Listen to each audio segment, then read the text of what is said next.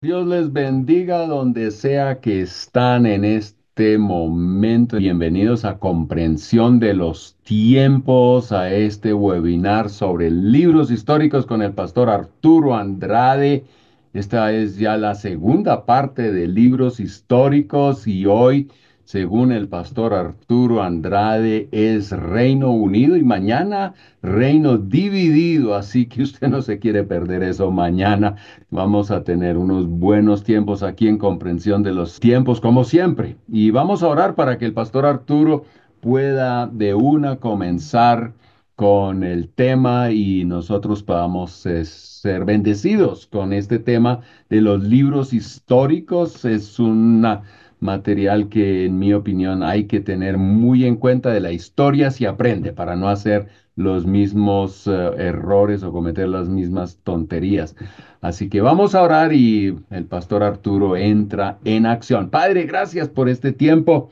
Gracias por comprensión de los tiempos y Señor por este webinar sobre libros históricos. Señor, queremos aprender de la historia, queremos ver cómo tú actuaste en la historia, porque tú eres el mismo que también hoy actúas en la historia y queremos, Señor, ser sensibles a tu voz, a tu dirección y, Señor, aprender para poder avanzar, no cometer los mismos errores, sino, Señor, en todo, entender tu voluntad y seguirla. Señor, pedimos tu unción sobre el pastor Arturo y pedimos que con toda claridad pueda presentarnos aquellos principios eternos para una vida que marca la diferencia.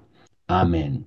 Amén. Pastor Arturo, esto es todo tuyo. Saludos, muchísimas gracias, Pastor Pablo, de verdad que sí.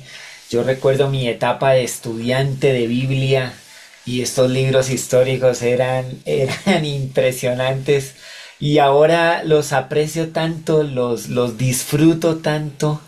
Entonces espero que usted pueda también disfrutar este panorama bíblico. Hay algo también interesante, no solamente como dice la Biblia en el Nuevo Testamento, el apóstol Pablo hablando en sus cartas, que hacemos bien en recordar la historia del pueblo de Israel, porque allá hay un ejemplo de cómo es la obediencia o la desobediencia, los frutos agradables o las terribles consecuencias, y que la sabiduría se encuentra cuando nosotros podemos poner atención a estos asuntos y poder también asimilar estas cosas y vivirlas exactamente como los padres, los antepasados, los registros históricos.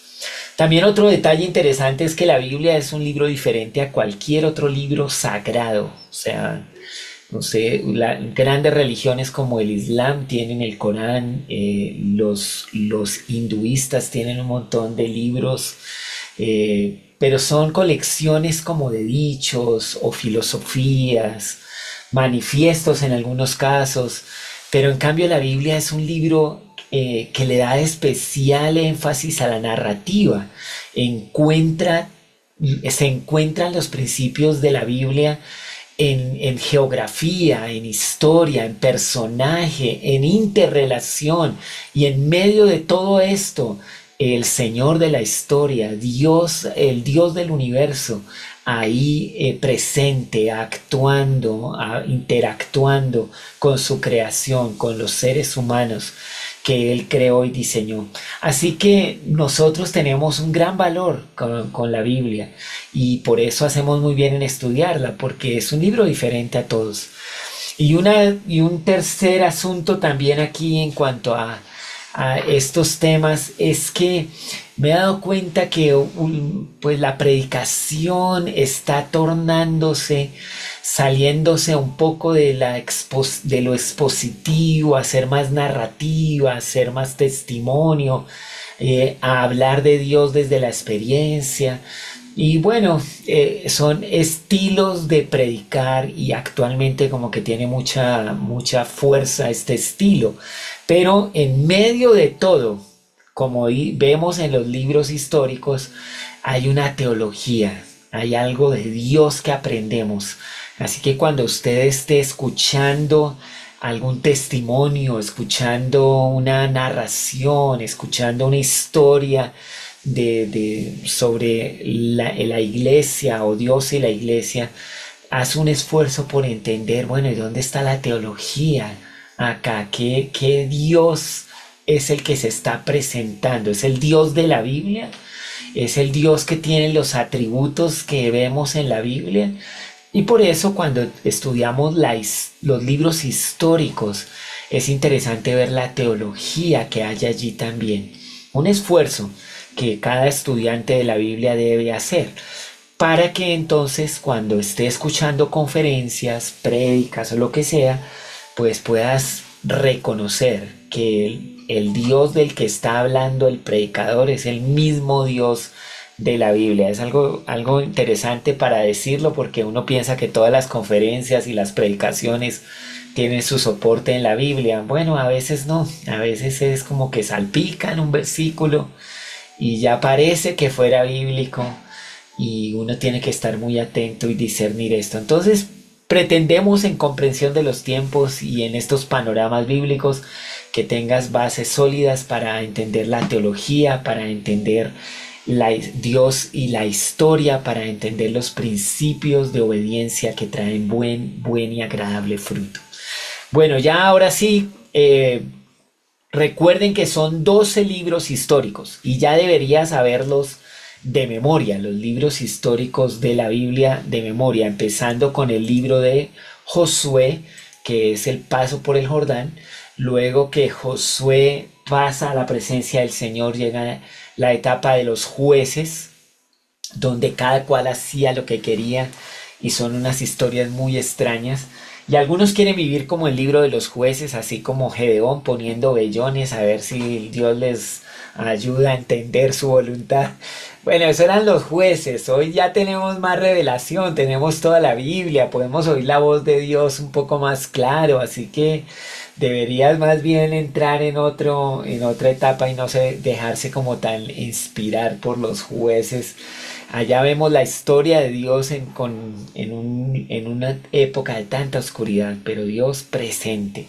Luego el último juez, profeta, Samuel, un inicio de su historia muy interesante. Pero en medio de los jueces y Samuel la historia de Ruth, ¿no? Una extranjera que termina siendo una antepasada de la línea genealógica del Señor Jesucristo y registrada por Mateo el publicano, que escribiendo su evangelio a los judíos decide ponerles ahí 5 mujeres en su genealogía, algo muy confrontador para la cultura de aquel entonces, tener a las mujeres presentes en las genealogías del Mesías. No, eso era Dios básicamente el que inspira la Biblia.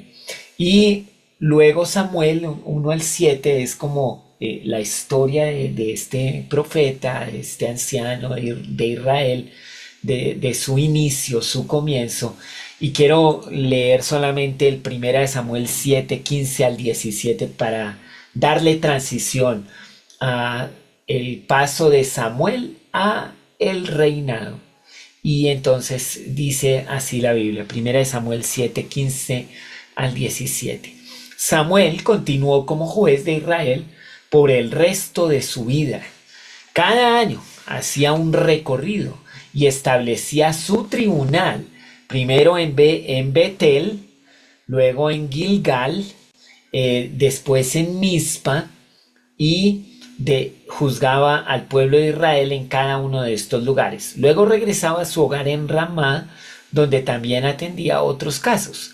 En Ramá, Samuel construyó un altar al Señor. Este era el circuito de Samuel. Ahí tienes el mapa: Gilgal, Betel, Mizpa, Ramá. Así en esas ciudades era que lo pasaba Samuel. Y bueno, de vez en cuando se extendía un poquito más hacia el norte, pero básicamente como dice 1 Samuel 7, 15 al 17. Qué interesante ver la cita y el mapa. Y eso es una buena idea, que usted trate de ubicar los históricos, los personajes, las ciudades donde se movían en un mapa. Eso ayuda muchísimo.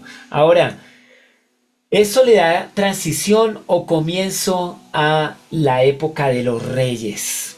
Entonces, ya empezando Primera de Samuel 8, hasta el final del libro, hasta el capítulo 31, y luego todo el libro de Segunda de Samuel, los 24 capítulos de Segunda de Samuel, y sus pasajes paralelos en Primera de Reyes 1 al 11, o no, aquí continúan. Primera de Reyes 1 al 11 continúa, este es el reinado de Salomón, o sea, Samuel 24 termina con David y Reyes, Primera de Reyes comienza con Salomón. Pero sus pasajes paralelos sí están en Primera de Crónicas 1 al 29 y Segunda de Crónicas 1 al 9. Esos son los libros y las porciones de los libros históricos que tienen que ver con esa etapa cuando el reino estaba unificado, cuando era un solo reino. Y pues abarca más o menos, estos capítulos abarcan más o menos 120 años de historia. En esa época, en esos 120 años de historia que se narran en estos libros históricos o porciones, es donde también aparecen los salmos, los proverbios, el libro de Eclesiastés y el libro de Cantar de los Cantares. Ahí es donde aparecen estos libros y estos libros de la Biblia, con excepciones en algunos salmos pues de Moisés, algunos cosas así, pero la verdad la mayoría aparecen ahí. 120 años de historia que vamos a mirar aquí en una hora, un poquito más. Vamos a intentar, ese es un esfuerzo grande, como se da cuenta, usted mejor dicho aquí tiene que quedar es muy emocionado y animado a ir a leer estos libros, estos 120 años de historia en estos libros históricos. Luego entonces ya la transición a la monarquía, esto ya es como el panorama grande. Samuel como juez y profeta facilitó la transición de Israel de un sistema de jueces a la monarquía. Equilibró la autoridad divina con las demandas del pueblo por estabilidad política y liderazgo centralizado. Esta es una declaración muy profesional, muy ejecutiva, muy linda, pero las emociones al lado de eso eran muy complejas. Cuando el pueblo pedía un rey, Samuel sentía como que era un momento de rechazo a su liderazgo, un momento en el que ya no querían que él fuera más su profeta y su juez. Y entonces va a Dios a orar, mira, y cuando está orando y diciéndole a Dios cómo este pueblo lo rechaza a él, entonces Dios le dice, no es un rechazo a ti, sino más bien es como un rechazo a mi gobierno. Y en el versículo 22 le dice Dios a Samuel, escucha la voz de este pueblo y ponga rey sobre ellos. Así que esto suena bien en el que Samuel facilita esto, pero no fue fácil para Samuel. Él tuvo que batallar con la idea de una transición delante del Señor. Y mira, creo que cada transición en la vida, como en la vida de Samuel, cada transición en el liderazgo, como en este ejemplo de Samuel, pues está acompañada de luchas personales y de luchas en la estima propia y de luchas por sentirse todavía aceptado y útil en el servicio del Señor. Sin embargo, Samuel fue y trabajó estas luchas, estos pensamientos delante de Dios. Y es interesante cómo Dios le ministra, cómo Dios lo levanta, cómo Dios le dice, no, es que yo lo voy a hacer. Escucha al pueblo y yo lo voy a hacer. Y tú me vas a servir aún en esta etapa. Y sí, porque él pudo ir al trono y pudo resolver sus dudas, sus luchas, su estima, su seguridad, pudo permitir que Dios le ayudara. No solamente facilitó la transición al sistema monárquico, sino que ungió a dos reyes y fue digamos, un profeta para Israel y para estos reyes, reconocido y muy, muy capaz, muy, siempre como muy ubicado en los planes de Dios para Israel en la monarquía. Entonces, pues ahí empieza el asunto. Entonces la solicitud de Israel por un rey, pues primero hay una crisis de liderazgo. La falta de un liderazgo estable llevó a la demanda de un rey para unificar a las tribus, un pueblo muy grande. El modelo de jueces no fue el mejor, y aunque Samuel fue un buen hombre, un buen juez, un buen profeta, de todos modos era mucho, mucho por hacer y se necesitaba más ayuda. El rechazo a la soberanía divina, ¿no? La solicitud de un rey reflejó una desconfianza en la guía de Dios sobre Israel. Hubieran podido tener otro modelo, pero ellos querían imitar el modelo de los otros pueblos.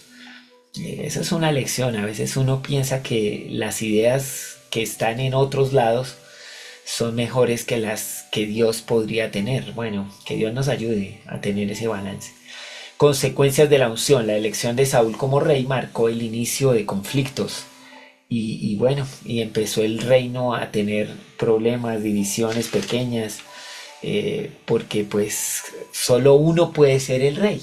Y bueno, Dios les advirtió eso, y aunque ellos estaban diciendo que de todos modos querían esto, pues no estaba exento de tener ciertas dificultades.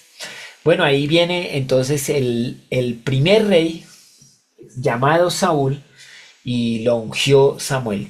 Contexto histórico. La unción de Saúl representa un cambio crucial. Ya dejaron atrás a los jueces y entran en un nuevo estilo de gobierno. La política de Israel ha cambiado radicalmente. Ahora de un liderazgo teocrático pasaron a uno monárquico. Hay un ritual de unción. La ceremonia de unción con aceite simboliza la elección divina y la consagración de Saúl, otorgándole autoridad y el Espíritu de Dios para gobernar. Antes solamente les daban unción a los sacerdotes. El sacerdote era el ungido. Ahora la ceremonia de unción con un aceite pues empieza también a ser parte de los reyes. Los reyes son ungidos. Y hay una advertencia. Samuel, tras la unción, recordó al pueblo las implicaciones de tener un rey humano.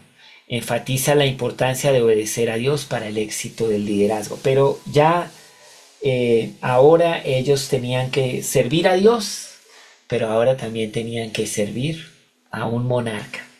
Y bueno, lo mejor de las tierras, lo mejor de las cosechas, lo mejor de los ganados, hasta las mejores hijas, y ahora iban a ser parte de la monarquía. Bueno, esto fue la advertencia y ellos dijeron sí, sí, sí.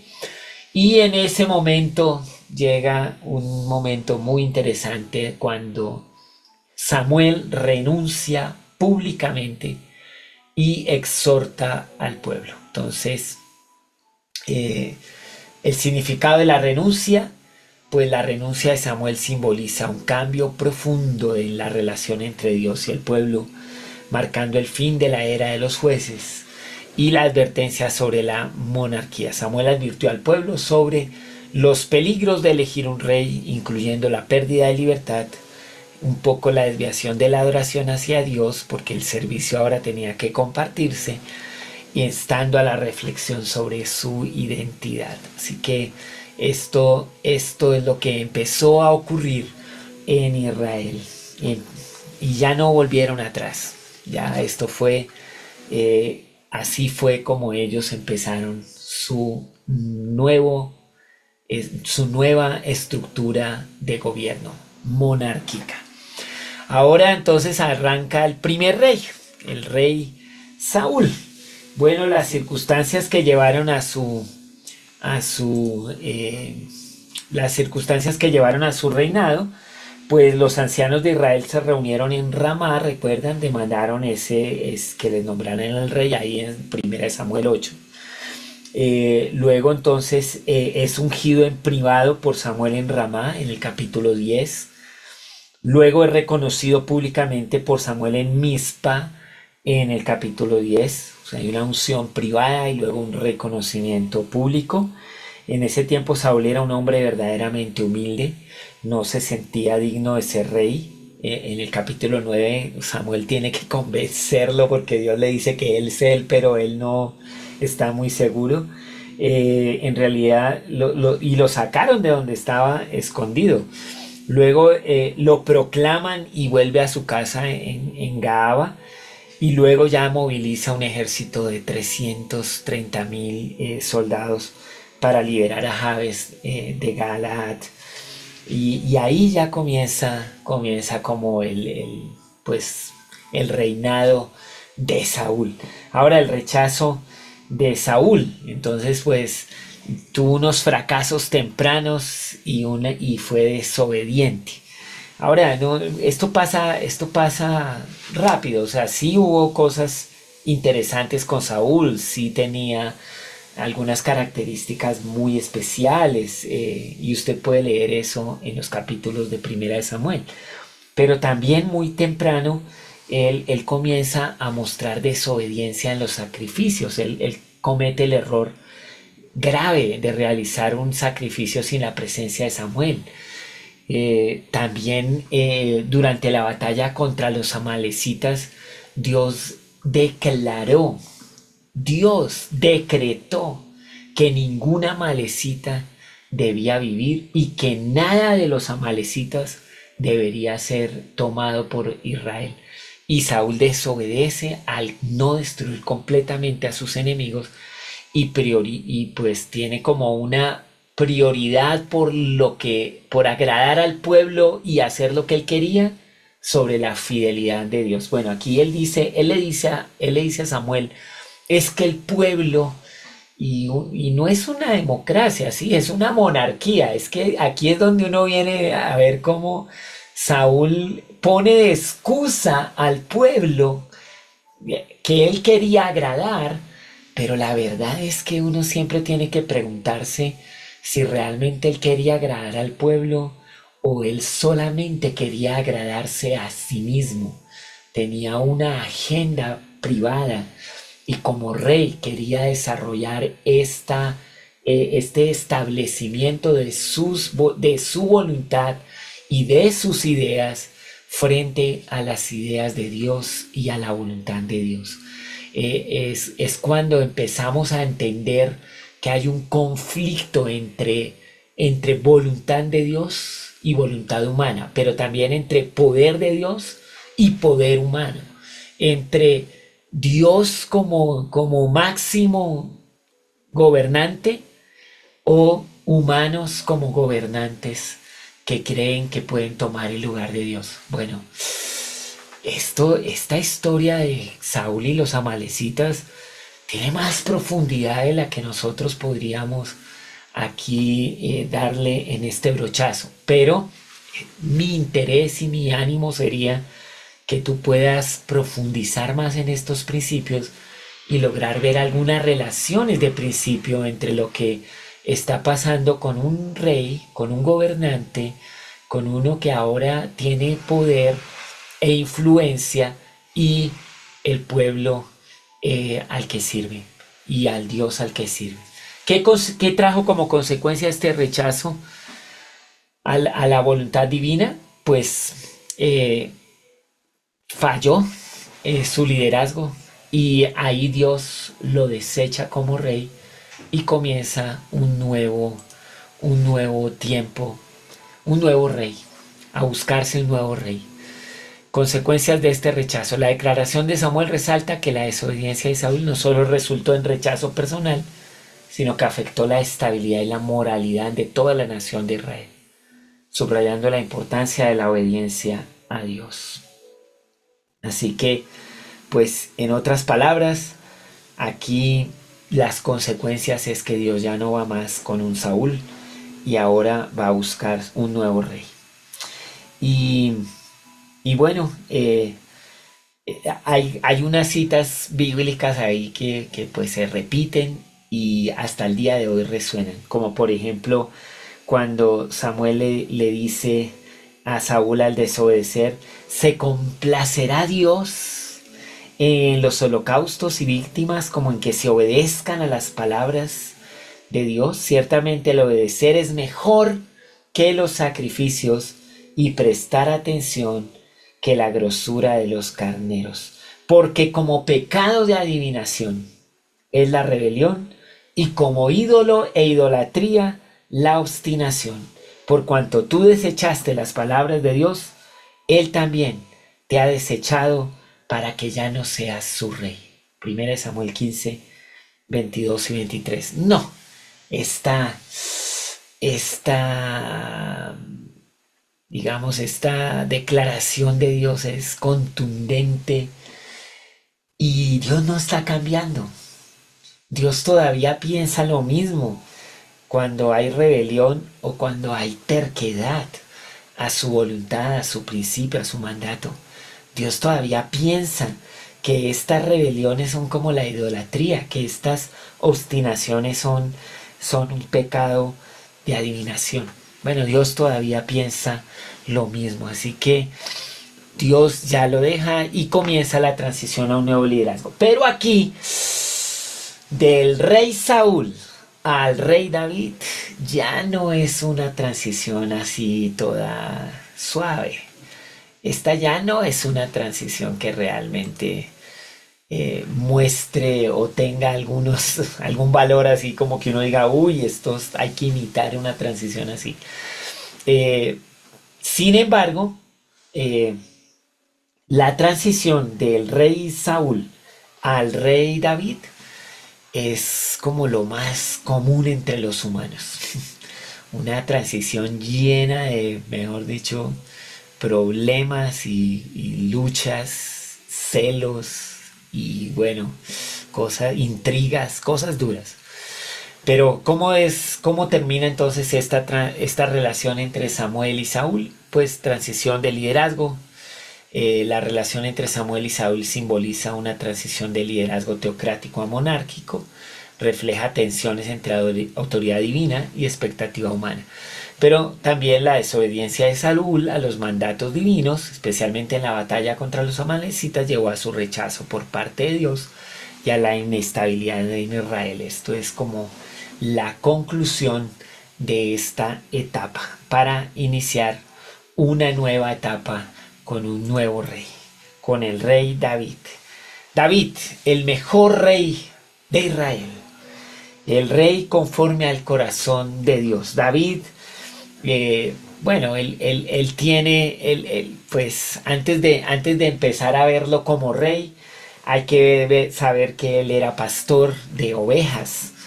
Y pues cuando Samuel va a Belén, porque allá le pide Dios que vaya, y llega a la casa de Isaí para ungir a uno de los 8 hijos que tenía Isaí como rey. Es interesante. Bueno, aquí hay historias maravillosas. Cuando llega Samuel a Belén, los ancianos salen y le preguntan: venga Samuel, ¿usted viene en paz o a qué viene? Porque es que cuando este profeta Samuel aparecía, las cosas se revolvían. Eso habían a muertos también. Y él dijo: no, vengo en una misión de Dios, estoy tranquilo, no hay problema, ustedes váyanse a su casa, yo seguiré mi camino. Entonces se fue y llegó a la casa de Isaí. Cuando llega a la casa de Isaí, entonces le dice Samuel a este padre: necesito que me presentes a tus hijos porque Dios quiere hacer algo con uno de ellos. Y cuando le presentan al hijo mayor, al primogénito, mejor dicho, un hombre muy, muy fuerte, grande. Bueno, ya el Samuel dijo, no, este es.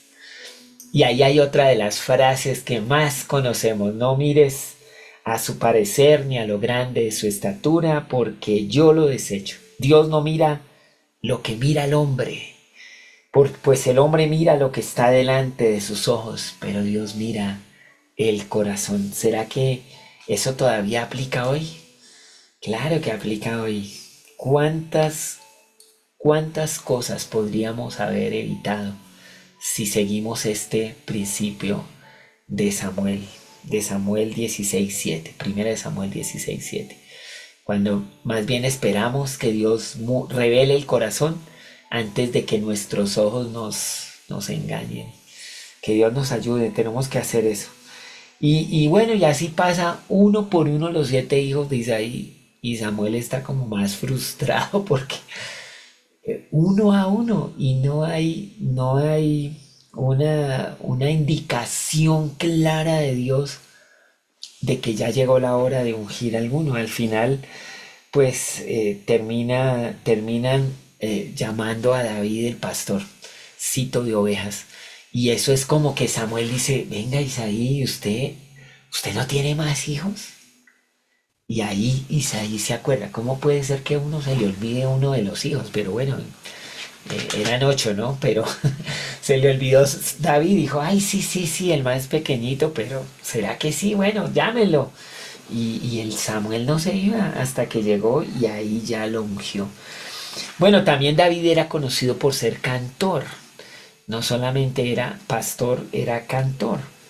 Y cuando el rey Saúl fue atormentado por un espíritu malo, eh, allá iba David a cantar al salmos y hacer adoración a Dios. Y el espíritu malo no soportaba la alabanza, no soportaba la adoración de David y se iba.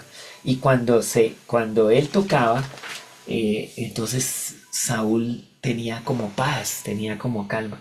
Yo creo que a algunos les pasa eso cuando van a los templos y por eso no quieren salir de los templos, pero la vida cristiana es para ser vivida fuera del templo. Hay que vivir es con el Espíritu de Dios. Pero eso pasaba con David, David el cantor. También David era soldado. Isaí envía el alimento a sus hermanos porque era el menorcito. Y allá se acuerdan, escucha el tema de Goliat. Y ahí pues no se aguantó las ganas de decir, pero ¿quién es este filisteo que amenaza a Dios y al pueblo de Dios? No hay quien lo enfrente y al final el Saúl termina mandando a este muchachito y va y acaba con el gigante. Bueno, eso es una de las historias más famosas de David y por la que lo conocen, mejor dicho, en todo el planeta, porque en todas las escuelas dominicales esa historia la recrean, la hacen, la viven, mejor dicho, todo el tiempo. Y David, pues, era el centro de atención, hasta que al final, bueno, ya vemos que lo eligen como rey. Y aquí pues tengo un mapa de su genealogía. Él viene de la tribu, él viene de Abraham, de Judá. Ahí Booz y Ruth tienen a Obed. Ruth viene de Moab y Obed tiene a Isaí. Isaí pues es el papá de David y hace parte de la genealogía de Jesucristo. Entonces ahí están, digamos, es hijo de Abraham, es de la tribu de Judá, es David.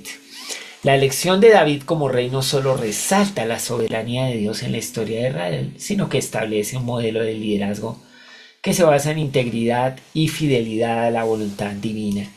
Pero no es un hombre, pues perfecto, pero en realidad el rey David, pues ya vimos que tenía su impacto en la música, ya vimos que se convierte en el escudero y era muy, muy de confianza. Tenía una amistad con el hijo de Saúl, o sea, el príncipe, ¿no? Jonatán. La lealtad entre David y Jonatán contrasta con la hostilidad que Saúl tenía contra él. Y es muy noble. Jonatán es uno de los personajes más interesantes de esta historia. A veces, claro, David se llevó a toda la atención, pero cuando se estudian personajes en los libros históricos, Jonatán merece un capítulo muy especial, porque es el príncipe de Israel, es hijo del rey Saúl. El trono le seguiría a él. Saúl se lo recordaba continuamente que cómo era posible que él no hiciera la guerra contra David si el trono le pertenecía a Jonatán. Saúl quería que él siguiera, que su legado siguiera. Pero Jonatán entendía que Dios no quería que la descendencia de Saúl siguiera. Jonatán podía entender que ahora la unción y que ahora la voluntad de Dios está por el lado de David. Y él más bien decide pues apoyar a David. Y bueno, en lo que más puede le ayuda, pero también acompaña a su padre Saúl en todo lo que más pueda. Bueno, vence a Goliat, que eso ya es la historia, una de las historias más famosas de nuestro rey Saúl. Pero, y como no tenemos mucho tiempo, tenemos que seguir adelante. Se consolida la fama de David. Su relación con Saúl es pues muy difícil, cada vez más tensa y más deteriorada. La creciente popularidad de David provoca celos en Saúl, complica su relación, hay tensión política en Israel, unos lo quieren, otros no lo quieren. El pacto davídico, la promesa divina de un linaje eterno, refuerza la legitimidad de David como rey y establece un fundamento teológico para la esperanza en Israel. Y la lealtad de Jonatán, la amistad entre David y Jonatán no solo fortalece a David, sino que también actúa como un vínculo crucial entre él y la familia real. Son tres asuntos en esta transición de rey, pero la verdad es que obviamente uno aprende lo que no se debe hacer en estas transiciones, lo que no debería ocurrir. Mire, celos e intentos de asesinato. Los celos de Saúl no solo amenazan la vida de David, también desestabilizan completamente el reino de Israel. La envidia puede corromper el liderazgo. Y esto también genera violencia y desesperación. Pues Saúl no sé cuántas veces intentó asesinar a David. Lo buscaba, estaba paranoico. Tomaba decisiones muy erradas por causa de su paranoia y de sus celos. Y luego ya termina autodestruido y pierde el reino. Finalmente ya no más, termina muy mal el rey Saúl. Él muere en Gilboa, allá en 1 Samuel 28. Fracasa como rey. Su fallecimiento hace que David pues surja, y este evento invita a considerar la soberanía divina en el establecimiento del reino. Dios ya lo había dicho, pero Saúl se negaba a creer que ya no iba más con él. Comete errores, moviliza todo un imperio para tratar de ir a buscar a su único enemigo, que es otro israelita que Dios ha ungido y el pueblo lo sabe. Un israelita que ha traído victorias para Israel porque ya ha matado al gigante, y aún así su locura le lleva en todo esto. Terminando él pues allá en 1 Samuel 28, suicidándose para no caer en las manos de sus enemigos, y su hijo Jonatán acompañándole. Y ahí termina la historia. Hay un lamento, la dualidad de esta relación, ¿no? Hay una dualidad. David está triste por Saúl. Refleja una compleja relación que trasciende la enemistad. Es que David entendía a Dios, entendía la voluntad de Dios. Él valoraba la unción que Dios había puesto sobre Saúl. Entendía que, porque Samuel se lo dijo, y que Dios ya no quería más a Saúl por rey, pero él entendía que Dios soberanamente lo iba a hacer a un lado. Él no iba a hacer nada para auto proclamarse rey. Si esto es de Dios, entonces Dios va a hacerse cargo. Y se hizo cargo. Y la verdad, el comienzo del reinado de David, porque él realmente no levantó su mano ni su espada contra el ungido Saúl, es algo que se valora mucho. ¿Qué valoraba David? La unción que Dios había puesto sobre Saúl. La valoraba. Tal vez no estaba muy de acuerdo con todo lo que Saúl hacía, pero valoraba esa unción. Y se lamenta David, invita a Israel a compartir el dolor, promoviendo una sanidad colectiva, un consuelo colectivo por el duelo que traía la pérdida de Saúl y Jonatán. Y este momento en que David invita al reino a hacer duelo, y a reflexionar por las pérdidas que han tenido de los valientes y de los caídos como Saúl y Jonatán. Esto trae también al pueblo a una unidad. Es interesante, o sea, no ignoró las emociones que esto traía. No se alegró por la muerte de Saúl. Cualquiera hubiera podido decir, uy, menos mal que ya no está este perseguidor y este hombre que tanto le hizo a David. No, él realmente unió al pueblo en estas emociones y desde ahí empezó a gobernar. O sea, estableció su trono reconociendo cómo se sentían y permitiendo que Dios les ayudara. Hizo lamentos, hizo duelo, reflexión y siguió adelante. Y en medio de eso Dios le promete a David que su linaje, que su reino perdurará para siempre. Y pues aquí lo que influye en la identidad y la fe del pueblo de Israel a lo largo de la historia, hasta el día de hoy. David es un símbolo en Israel, la estrella de David es su bandera. Y pues también cuando el libro de Apocalipsis menciona al Cordero de Dios que quita el pecado, al Cordero inmolado, cuando lo mencionan dice, este es el heredero del trono de David. O sea, Dios le cumplió a David la promesa que le hizo de poner a un descendiente suyo por rey eterno, y ese es el rey Jesús. Así que Dios es muy bueno en cumplir promesas. Si Él te ha hecho una promesa, Él la cumplirá. Y bueno, en medio de todo eso, pues ahí se escribieron los salmos.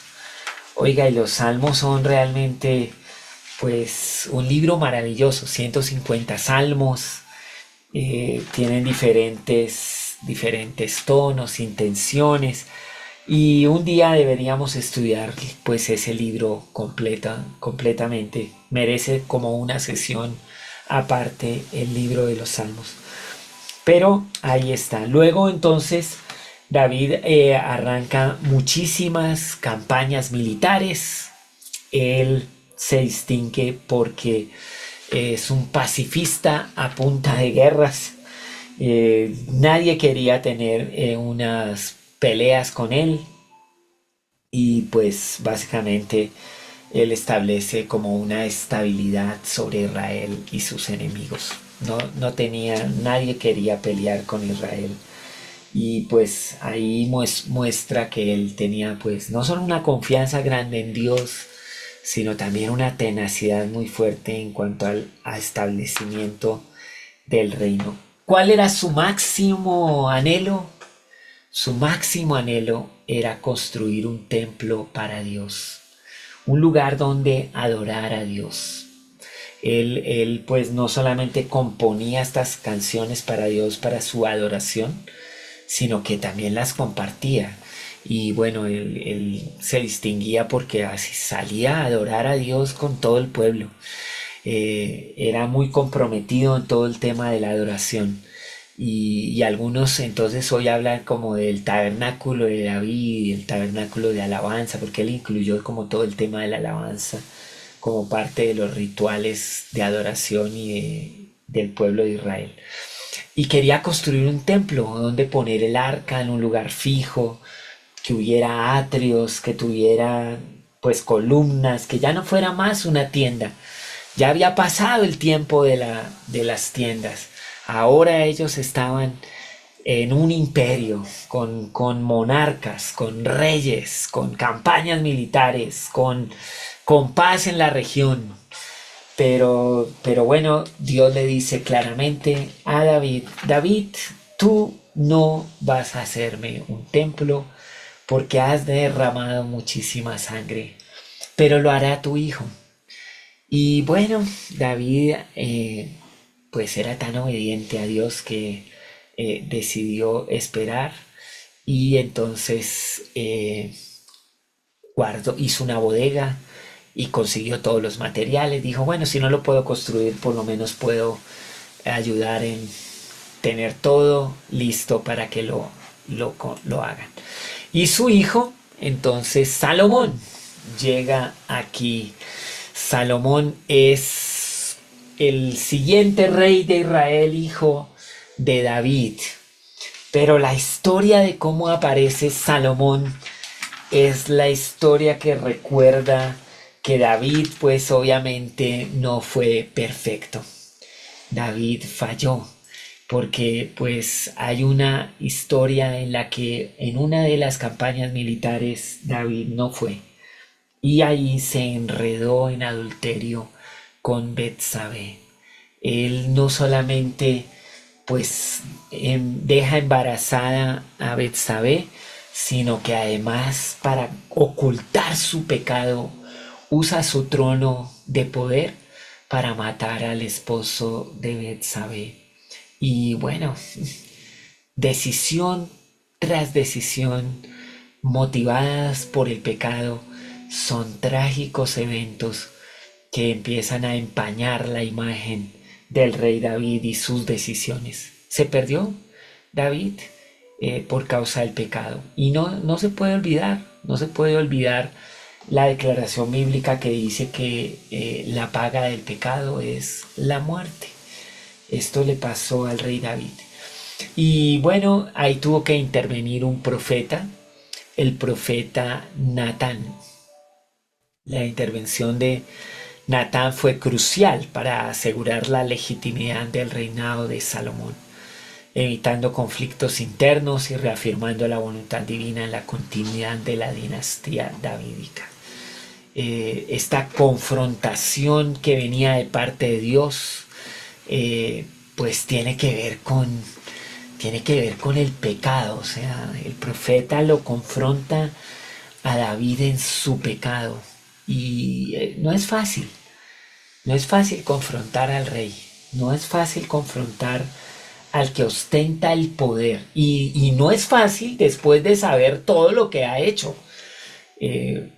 Porque ya Natán sabe de lo que es capaz David.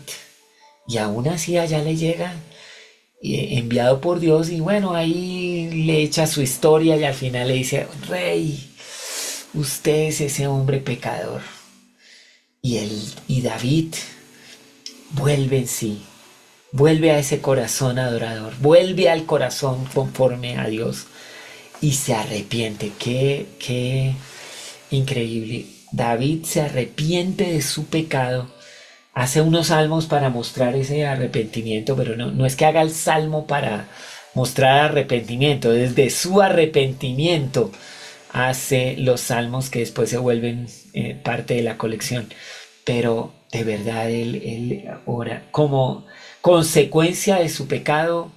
Ese primogénito con Betsabé muere y Dios le dice que va a morir a través del profeta. Él ayuna, clama, ora por vida, pero el decreto de Dios se cumple y cuando ya pasa esto, pues él levanta sus ayunos y su clamor.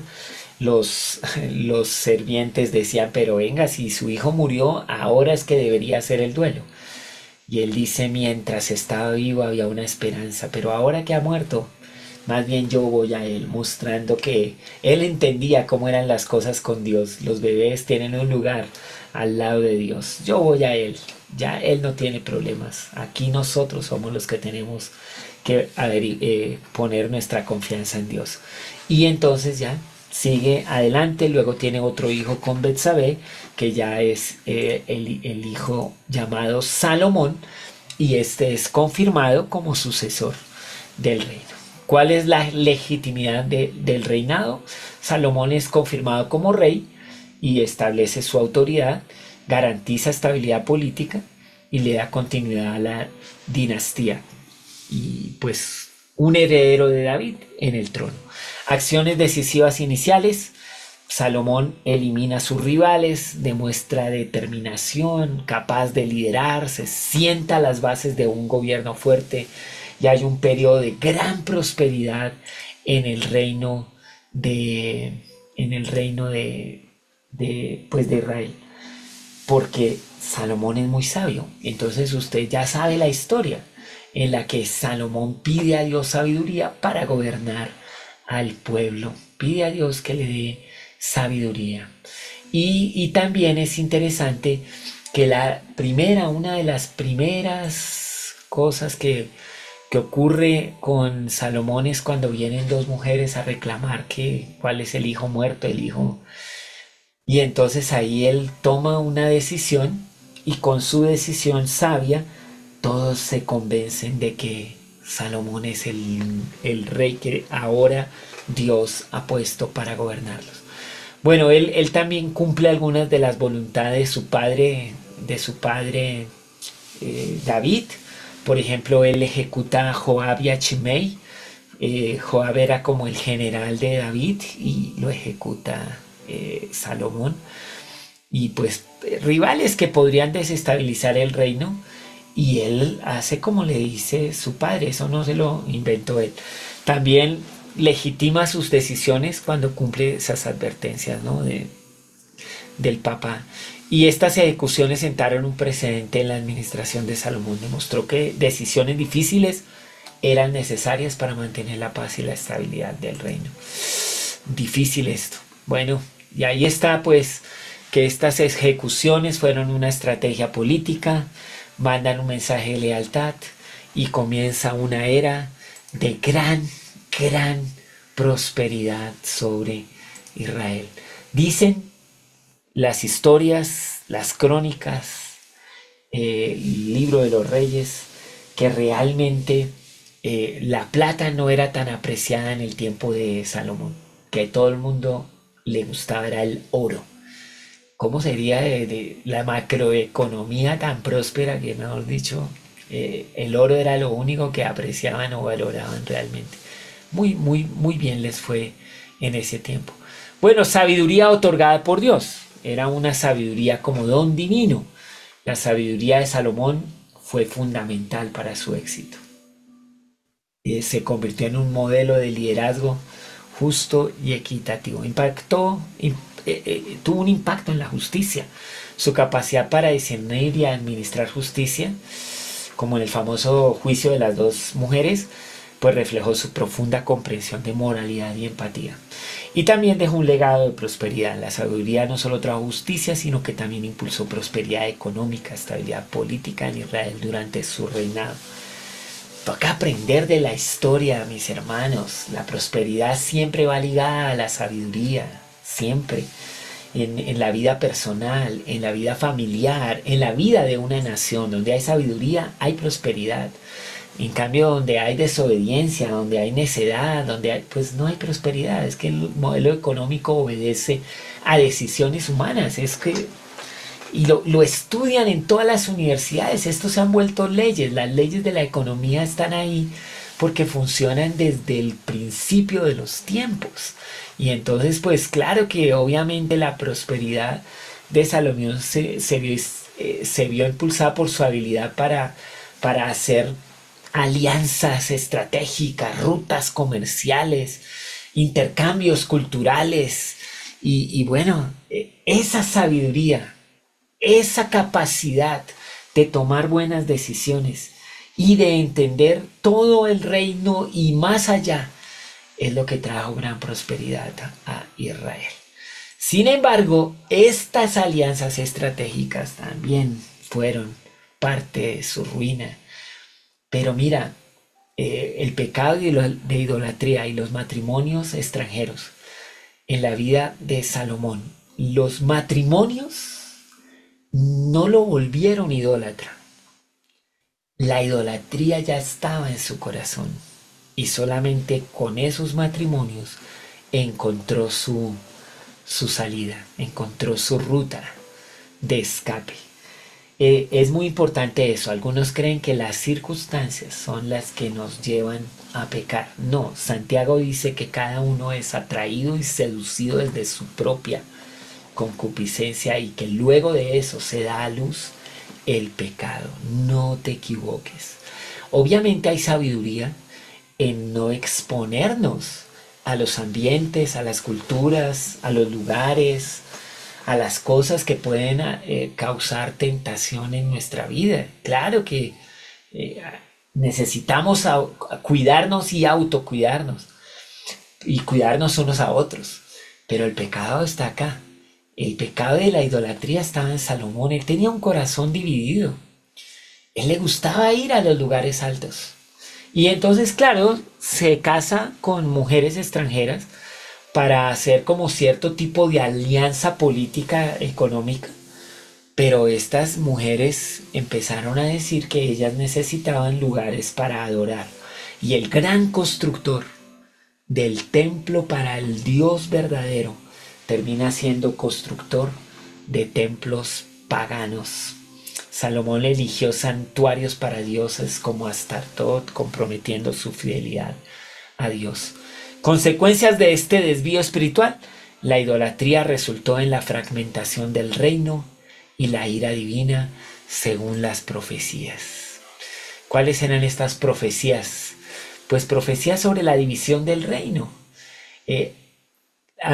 Le advirtieron a Salomón, el profeta Ahías, subraya la consecuencia de la idolatría es la fragmentación del reino como resultado de la desobediencia a Dios y el impacto en la identidad israelita. La división del reino no solo afectó la estructura política, también fragmentó la identidad religiosa y cultural de Israel, generando conflictos internos y grandes crisis de liderazgo.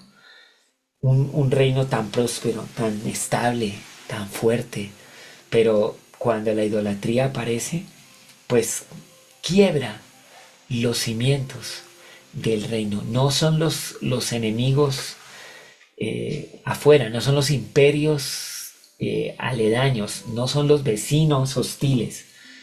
En realidad Israel cae como reino porque primero se quiebra su identidad como servidores, adoradores del único Dios vivo y verdadero. Y por eso vinieron las profecías de estas fracturas internas, de estas divisiones internas, de estas crisis de liderazgo. Podríamos decir que la transición entre David y Salomón, que también estuvo mediada por otros de los hijos de David que querían ser reyes, y obviamente todos estos príncipes empezaron etapas difíciles de alcanzar el poder. Sin embargo, David fue quien sortió todas ellas a fin de poner a Salomón como su heredero. Y también, digamos, la transición entre Salomón y su hijo Roboam no fue una transición compleja, no fue una transición difícil. Salomón fue sabio en esa transición y, digamos, su hijo, su príncipe, no, no tuvo grandes complicaciones en llegar al trono. Lo que sí no acompañó a, a su príncipe, a su hijo, fue la sabiduría que él tenía. Increíble, o sea, ¿cómo es posible vivir en la casa de este hombre y no tener esa sabiduría? La sabiduría de Salomón, otorgada por Dios, le permitió gobernar con justicia, tener un liderazgo que influyó varias generaciones, resaltó la importancia de humildad y búsqueda de la verdad. Ahí lo tienes en varios de los libros. Él escribió: el principio de la sabiduría es el temor de Jehová, pero tenía un corazón dividido. Pero su hijo no logró este nivel de sabiduría. Y pues ahí Salomón básicamente se diluyó. Ahora, él escribió el libro de los Proverbios, donde, digamos, disertó sobre varios temas, 11 temas. Él disertó sobre el buen nombre, la buena reputación, sobre la juventud, sobre los negocios, sobre el matrimonio. Él habló de las malas compañías, de las bebidas alcohólicas, de la amistad, de la lengua habló mucho Salomón. Pero también escribió el libro Cantar de los Cantares. Ese libro es bien interesante, el Cantar de los Cantares, para hablar del matrimonio. Y también escribió el libro de Eclesiastés al final de su vida, reflexionando sobre lo que de verdad es más importante.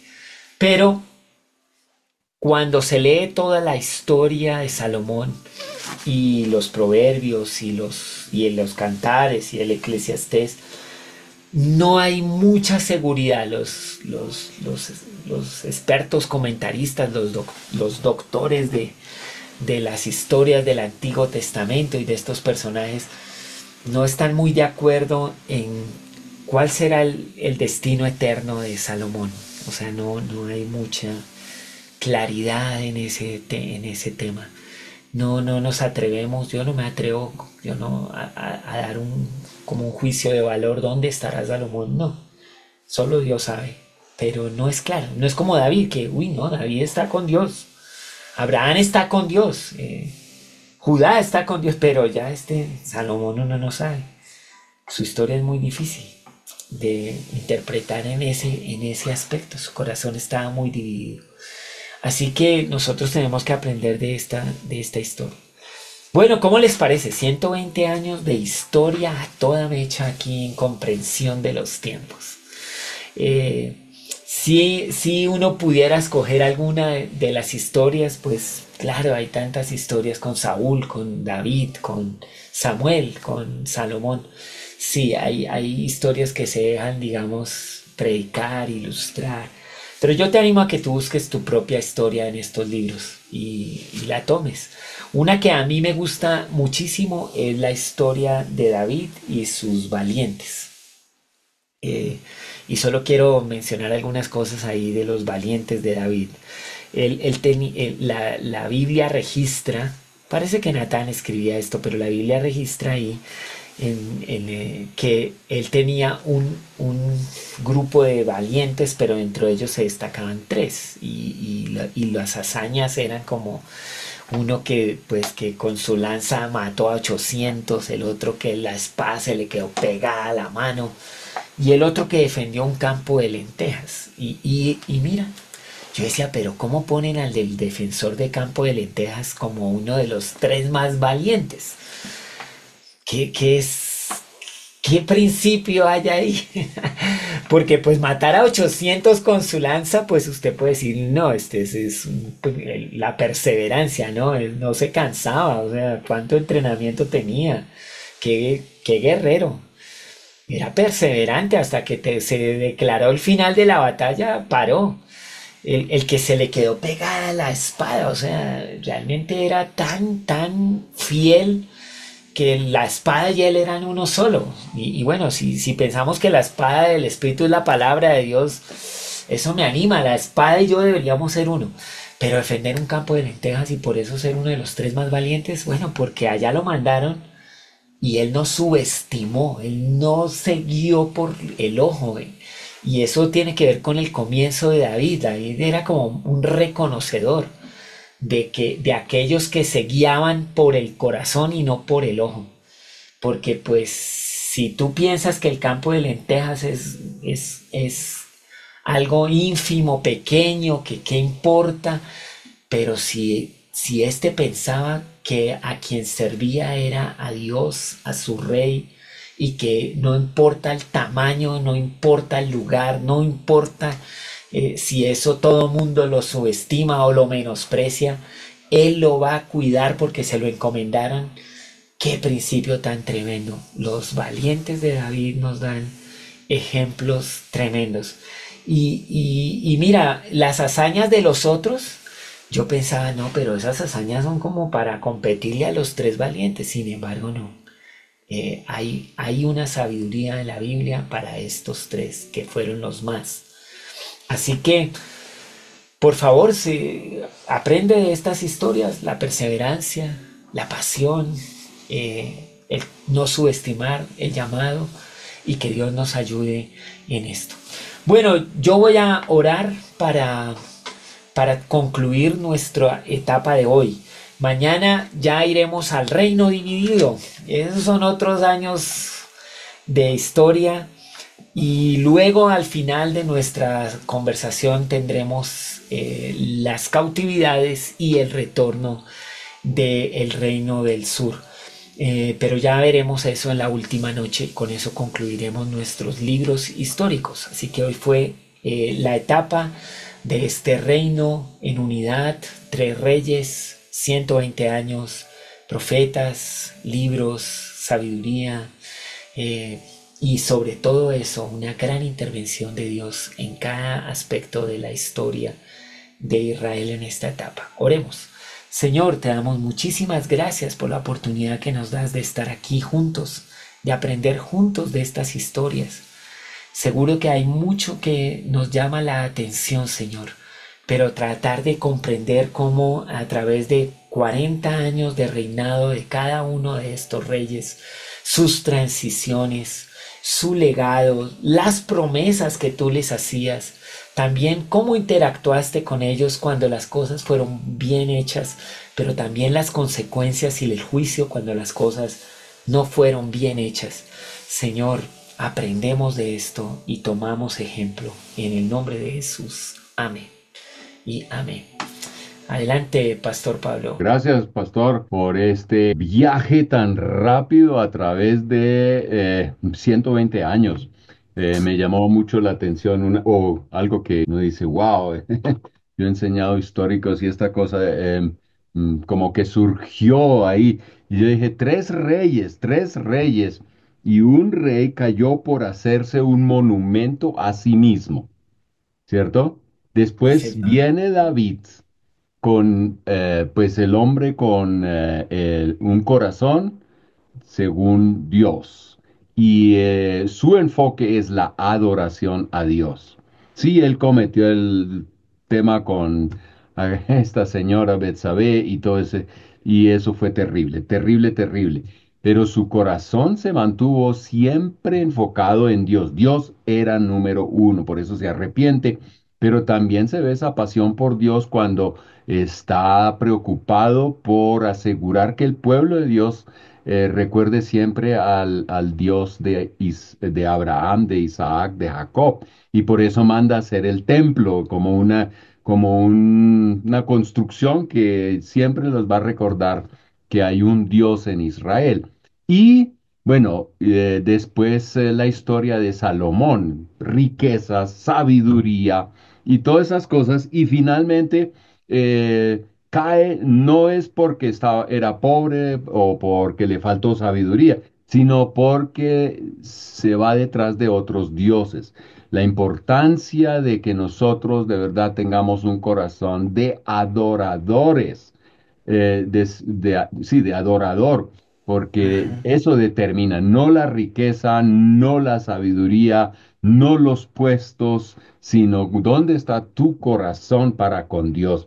Y yo creo que eso es lo que yo me llevo de esta sesión y claro, hay mucho más. Mañana otro día con más Biblia y más historia que nos va a cambiar la vida. Dios les bendiga y hasta mañana.